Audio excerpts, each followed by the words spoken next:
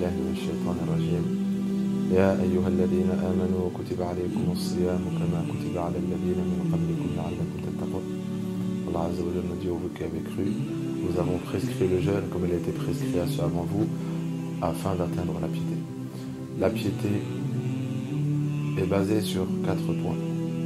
Al-khawfu min al-jalil, la crainte du Tout-Puissant, wal-amalu bit-tanzih, et de vivre ce qui nous a été révélé, wal-qana'atu bil-qalil, et être satisfait du peu que nous avons, wal-isti'adad li yawm ar-rahil, et se préparer pour le jour du départ.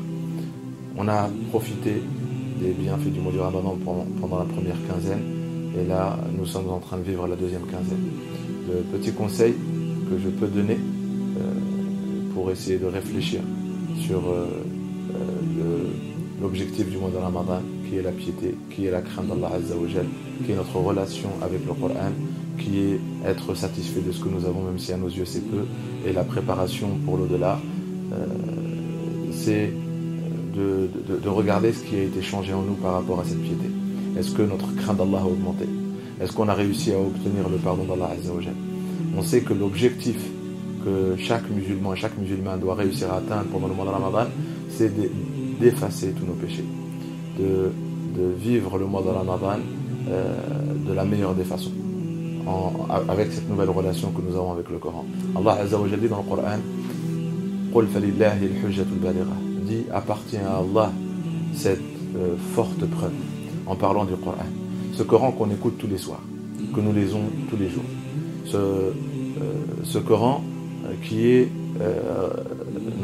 notre guide et qui a été révélé pendant ce mois béni, et que le prophète sallallahu alayhi wa sallam lisait pendant le mois de Ramadan. Une fois, il arrivait à faire une lecture complète pendant le mois de Ramadan, et que nous essayons de faire revivre avec la logique même pour laquelle le Coran a été révélé. Allah Azza wa Jalla a révélé le Coran dans 4 buts. Un, c'est la lecture.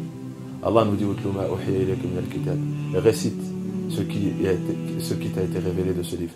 Dans un autre verset, Allah Azza wa Jalla dit c'est un livre béni qui vous a été révélé afin de méditer ces versets. Dans un autre verset, suivez-le et craignez-moi afin d'être sous ma miséricorde. Et dans un appel où Allah Azza wa Jalla nous demande de le partager. Donc dans notre rapport avec le Coran, dans cette deuxième quinzaine, faisons un bilan. Est-ce que nous récitons le Coran comme il a été demandé par le prophète sallallahu alayhi wa sallam? Quand on récite un verset sur la grâce divine, est-ce qu'on la demande avec ferveur?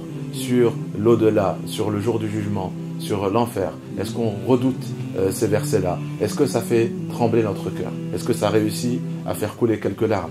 Est-ce que on a ressenti la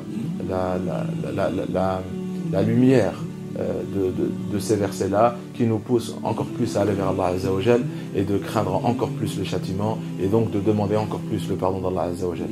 Si il y a un petit conseil à donner dans votre entourage autour de cette deuxième quinzaine, c'est faisons un bilan. Est-ce que notre rapport avec le Coran a changé? Est-ce que quand on écoute le Coran, il s'est passé quelque chose de nouveau dans notre cœur et dans notre esprit? Est-ce que dans notre prière de nuit, dans les veillées spirituelles, est-ce que on a ressenti une nouvelle relation avec le Coran? Et là, on peut dire que oui.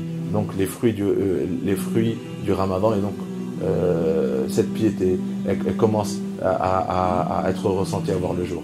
Si au bout de 15 jours, je ne ressens rien de toutes ces choses-là par rapport au début du Ramadan, il est très important de se remettre en question et de se dire que voilà, il y a déjà une moitié qui est partie et il ne s'est rien passé, aucun changement n'a opéré, et de me remettre en question de façon concrète, de se remettre en question et de se dire voilà, il me reste encore 15 jours et je vais essayer d'en profiter. Inch'Allah. Barakallahu.